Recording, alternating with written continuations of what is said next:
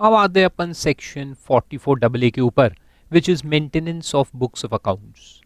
और फिर देखेंगे 44AB, audit of books of accounts. दोनों रिलेटेड सेक्शन है और बहुत ही सिंपल है, एक बार पढ़ के अच्छे से रख देने का है।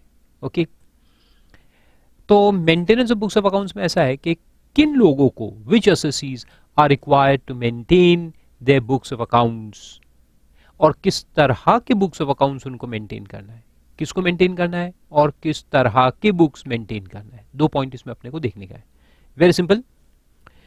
तो इसके लिए पहले तो असेसीज को चार कैटेगरीज में डिवाइड किया है। प्रोफेशंस जो है, like charter accountancy is a profession, engineering is a profession. तो प्रोफेशंस में भी दो हिस्से बनाए हैं, दो कैटेगरीज बनाई है, जिसमें एक है स्पेसिफाइड प्रोफेशंस और फिर नॉन स्पेसिफाइड। और बिजनेस जो है वो पूरे के पूरे नॉन स्पेसिफाइड प्रोफेशन या बिजनेस वो एक तरह से माने जाएंगे। तो स्पेसिफाइड प्रोफेशंस में दो कैटेगरीज है, और non specified profession and normal businesses जो है, मैन्युफैक्चरिंग, ट्रेडिंग वगैरह जो भी, उनके दो कैटेगरीज है। So in all there are four categories of people, and then within these four categories different sets of books are required to be maintained. तो वो अपन देखते हैं, एक बार पढ़ने का है, थियरी है, कुछ नहीं है। तो सबसे पहले देखो स्पेसिफाइड प्रोफेशन का डेफिनेशन दिया है, हु यानी which professions are called as specified professions.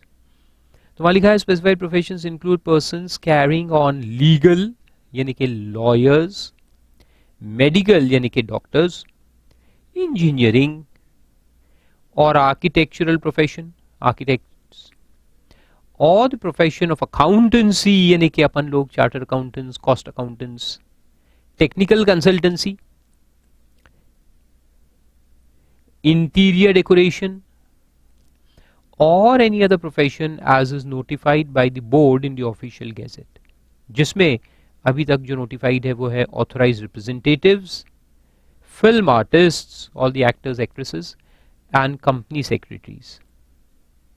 तो इतने जो प्रोफेशंस हैं उनको हम कहते हैं नोटिफाइड या स्पेसिफाइड प्रोफेशंस। तो इन लोगों को कौन से बुक्स मेंटेन करने हैं वो अभी अपन नीचे देखेंगे। और इसके अलावा जितने भी प्रोफेशंस हैं उनको सबको अपन क्या बोलेंगे, नॉन स्पेसिफाइड प्रोफेशंस। बाबा प्रोफेशन जो है वो क्या है, नॉन स्पेसिफाइड प्रोफेशन। आजकल बाबा लोग बहुत फेमस है, हालांकि सब अंदर जा रहे वो अलग बात है। ओके, आप देखो तो ये category A B C D, और who shall maintain the books of account तो वही दिया है कि they are divided into four categories. अब ये चार कैटेगरी जो है ये एक दो बार पढ़ के उसको याद रखने का है। ओके, तो चलो देखते हैं। स्पेसिफाइड प्रोफेशंस में दो कैटेगरी है, ए एंड बी। तो उसमें ए में जो है वो है गरीब professions, poor professionals, and B में है रिच प्रोफेशनल्स। और वैसे ही कैटेगरी सी और डी है, तो सी में है पुअर बिजनेसमैन या नॉन स्पेसिफाइड प्रोफेशंस, और डी में है रिच। तो पुअर और रिच का डिवाइड है ये। तो पुअर प्रोफेशनल किसको कहेंगे, chartered accountant, engineers, architects, doctors, lawyers. Poor कब माने जाएंगे, जब उनका ग्रॉस रिसीट, जीआर यानी ग्रॉस रिसीट, ग्रॉस रिसीट यानी टोटल कलेक्शन, इनकम नहीं, total collection is less than और equal to 1,50,000 in any of the 3 years immediately preceding the previous year. यानी अपना जो प्रीवियस ईयर है जिसके लिए बुक्स मेंटेन करना या नहीं करना अपन देख रहे हैं, उसके पहले के 3 साल में कोई भी एक साल में, in any one of the 3 years, अगर तुम्हारा ग्रॉस रिसीट 1.5 लाख से कम रहा है कोई भी एक साल में, या तो हो सकता है तीनों साल में कम हो, या कोई एक साल में भी अगर कम है, तो तुमको क्या मानेंगे, पुअर प्रोफेशनल। ओके, तुम पुअर की कैटेगरी में आओगे। और अगर तुम्हारा जीआर 150 के ऊपर है, इन ऑल द 3 years, तीनों साल में 150 150 150 के ऊपर है पिछले, तो तुमको माना जाएगा रिच प्रोफेशनल। ओके, अब बुक्स क्या मेंटेन करनी है तो देखो उसके नीचे में, गरीब, such books of accounts and documents as may enable the AO to compute their taxable income। ऐसे बुक्स मेंटेन कर लो जिससे इनकम निकाली जा सके, यानी कि कैश बुक, रिसीट बुक वगैरह वगैरह, ledger, trial balance, P&L account, that's it. वो मेंटेन करो, नॉर्मल बुक्स जो होते हैं वो मेंटेन करो। रिच प्रोफेशनल को क्या मेंटेन करना है, उनके लिए स्पेशल रूल है, रूल 6F। 6F के हिसाब से मेंशन है कि कौन से बुक्स उनको मेंटेन करना है। तो अपन नीचे देखेंगे अभी 6F। फिर बिजनेस कैटेगरी में आऊं, C&D। पुअर बिजनेसमैन किसको कहेंगे, या नॉन स्पेसिफाइड प्रोफेशनल किसको कहेंगे, जिसका इनकम इक्वल टू और लेस देन 2,50,000 है। इनकम है, ये इनकम है, यहां ग्रॉस रिसीट था, यह इनकम है। इनकम यानी टैक्सेबल इनकम 2.5 लाख या उससे कम है, एंड यानी प्लस सेल्स, टर्नओवर या ग्रॉस रिसीट जो भी कहो। ट्रेडिंग है तो उसको सेल्स कहते हैं, टर्नओवर कहते हैं, कोई प्रोफेशन है तो उसको ग्रॉस रिसीट कहेंगे। इक्वल टू और लेस देन 25 lakhs है in all the 3 years immediately preceding the previous year. All यानी पिछले तीनों साल में तुम्हारी इनकम 2.5 से कम है, प्लस तुम्हारा सेल्स 25 से कम है। तीनों साल में इनकम भी 2.5 लाख से कम है एंड सेल्स भी 25 से कम है। ठीक है, 2.5 से कम है तीनों साल में, 25 से कम है तीनों साल, तो तुमको कहा जाएगा पुअर बिजनेसमैन।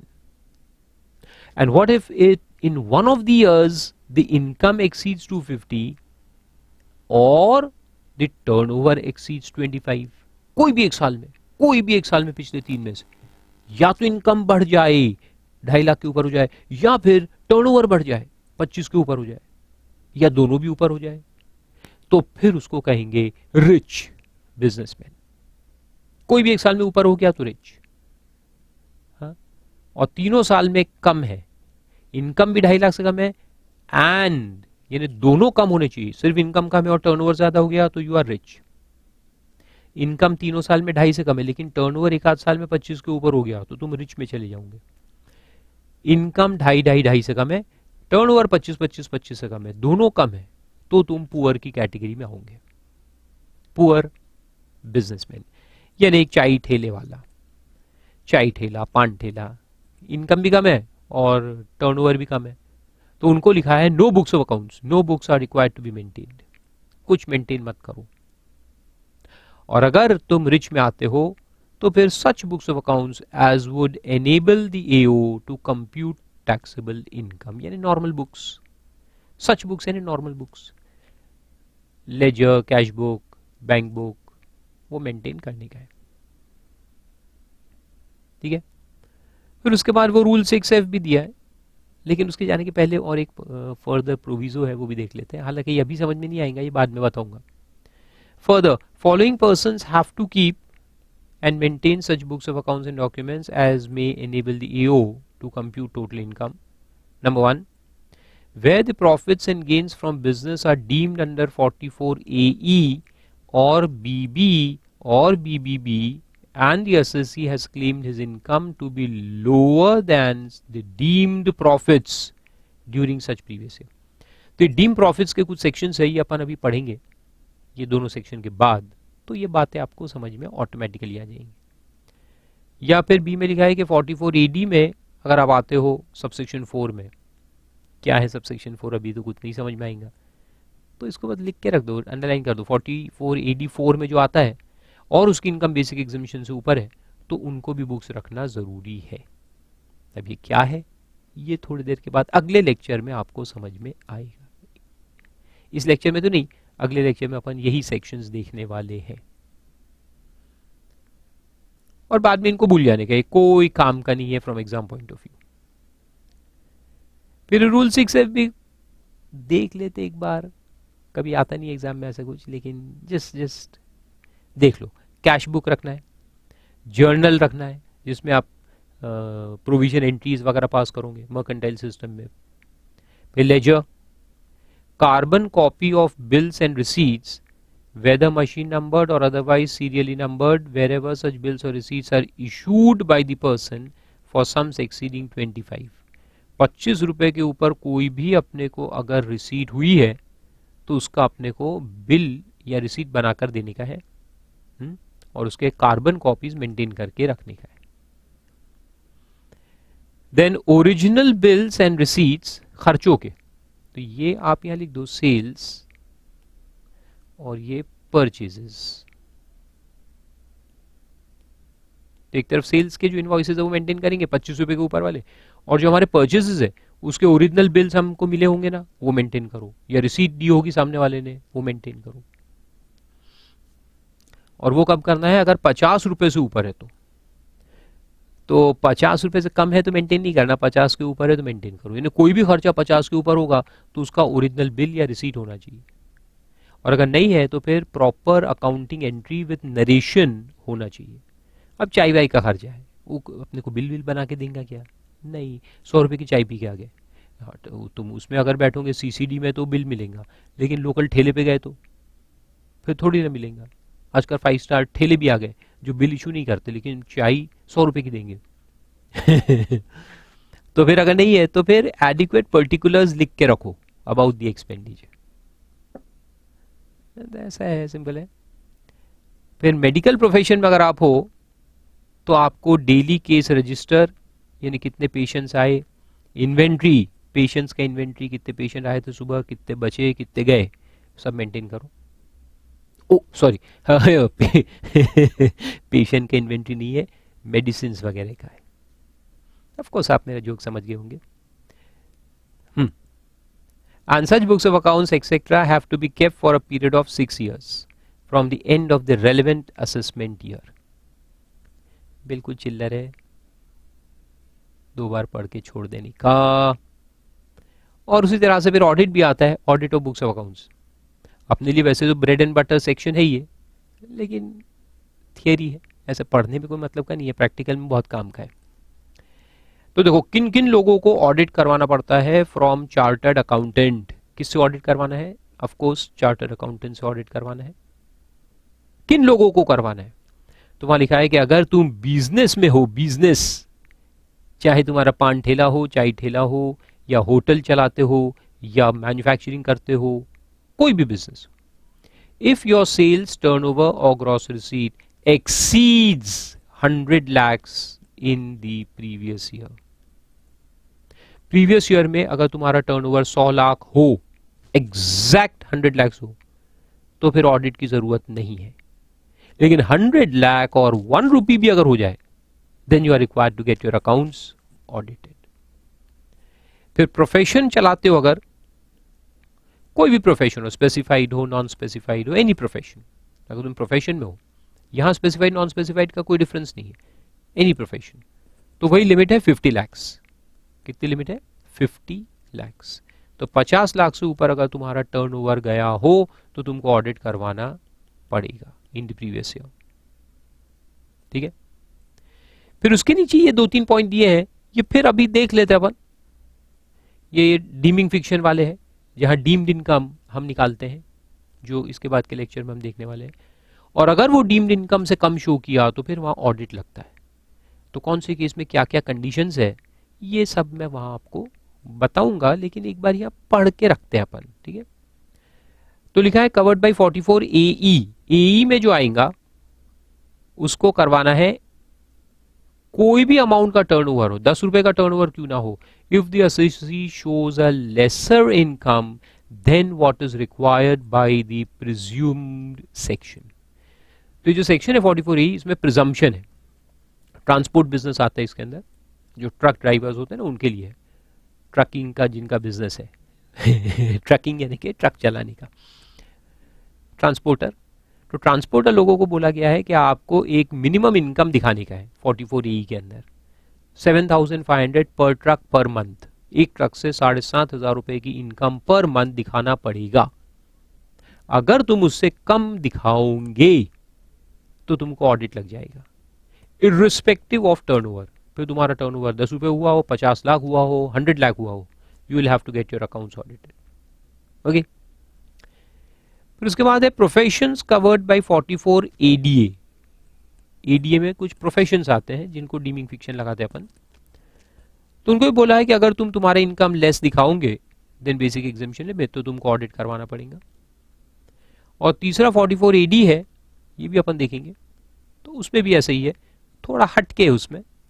ये 44 AD 4 बस आप अंडरलाइन कर लो, ये बताऊंगा फिर कि क्या है। कल कल यानी नेक्स्ट लेक्चर में अपन उसको स्टडी करेंगे। और प्रोविजो भी जो दिया है 44 AD का ही है, वो भी यहाँ कुछ समझ में आएगा नहीं, ये अपन नेक्स्ट लेक्चर में देखेंगे तो क्लियर होगा कि क्या लिखा है इधर। और due date of submission of audit report जो है वो होता है the due date of return under 139(1), यानी कि बेसिकली 30 सितंबर होता है, लेकिन हर साल कुछ ना कुछ एक्सटेंशन उसमें मिलता ही रहता है। एक्सटेंशंस आर ऑलवेज ग्रांटेड, हर साल कुछ ना कुछ प्रॉब्लम आती ही है, जो गवर्नमेंट की साइट है वो डाउन हो जाती है, बहुत सारे प्रॉब्लम्स आते हैं, फिर सीए लोग जाके रिप्रेजेंटेशन दे देंगे भैया ऑडिट की टाइम एक्सटेंड करो, फिर वो एक्सटेंशन मिलता है। फिर उसमें रूल 6G में रिपोर्ट नंबर्स दिए, कौन से फॉर्म में ऑडिट रिपोर्ट सबमिट करना है, ये भी एक जनरल नॉलेज है, याद रखो तो अच्छा है कि the report which is required to be submitted under 44 AB shall be in the case of person who carries on business or profession and who is required by or under any other law to get his accounts audited। यानी तुमको कोई दूसरे law में भी audit लगता है, like companies act, cooperative societies act वगैरह वगैरह, तो फिर फॉर्म नंबर 3CA के अंदर टैक्स ऑडिट रिपोर्ट बनेगा। वो ऑडिट अलग रहेगा, कंपनी ऑडिट, ये ऑडिट अलग रहेगा, form 3CA। And in case of a person who carries on business or profession but not being a person covered by A above, उनको लगेगा फॉर्म 3CB। यानी जिनको और कोई लॉ में ऑडिट नहीं लगता तो उनके लिए फॉर्म 3CB रहेगा, जिनको अदर लॉज में भी ऑडिट लगता है तो उनको फॉर्म 3CA लगेगा। Very simple. और उसके अलावा कुछ अदर पर्टिकुलर्स है जो फॉर्म 3CD में सबमिट करने पड़ते हैं, तो ये सब आप आर्टिकलशिप में देखोगे डिटेल में, यहां सिर्फ नंबर मैंने दे दिया आपको याद रखने के लिए। So this was a simple lecture, accounts and audit, very simple, एक दो बार पढ़ के उसको रख देने का है। लिमिट 100 लाख 50 लाख ही याद रखो, कभी एग्जाम में एक आध 2 मार्क के क्वेश्चन आ गए ऐसे उल्टे पुल्टे तो मालूम होना चाहिए।